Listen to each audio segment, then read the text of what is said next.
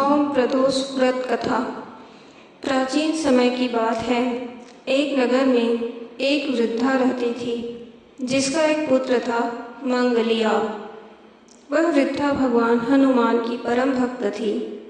हर मंगलवार व्रत रखती थी, विधि पूर्वक पूजा करती थी और उस दिन न तो घर लीपती थी और न ही मिट्टी खोदती थी। एक दिन भगवान हनुमान ने उसकी श्रद्धा की परीक्षा लेने का निश्चय किया। वे साधु का वेश धारण करके उसके घर पहुँचे और पुकारा, क्या कोई हनुमान भक्त है जो मेरी इच्छा पूरी करे? वृद्धा तुरंत बाहर आई और बोली, महाराज आज्ञा दीजिए।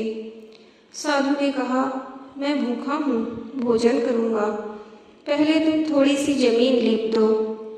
वृद्धा दुविधा में पड़ गई, क्योंकि मंगलवार को वह यह कार्य नहीं करती थी।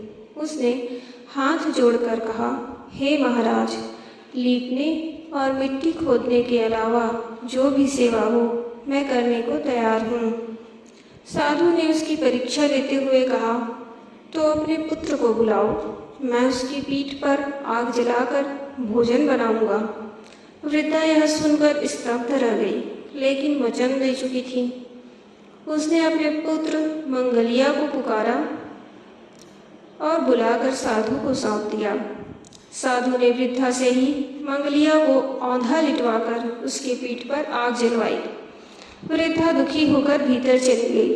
कुछ समय बाद साधु ने कहा, जाओ अपने पुत्र को बुलाओ ताकि वह भी भोजन कर ले।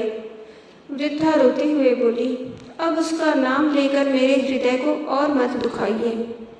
परंतु साधु के आग्रह पर उसने मंगलिया को पुकारा। जैसे ही उसने पुकारा, मंगलिया हंसता हुआ जीवित बाहर आ गया। यह देखकर वृद्धा चकित रह गई और साधु के चरणों में गिर पड़ी। तभी साधु ने अपना असली रूप प्रकट किया। वे स्वयं भगवान हनुमान थे। भगवान हनुमान ने उसकी भक्ति से प्रसन्न होकर उसे आशीर्वाद दिया। वृद्धा का जीवन धन्य हो गया और अंततः उसे मोक्ष की प्राप्ति हुई।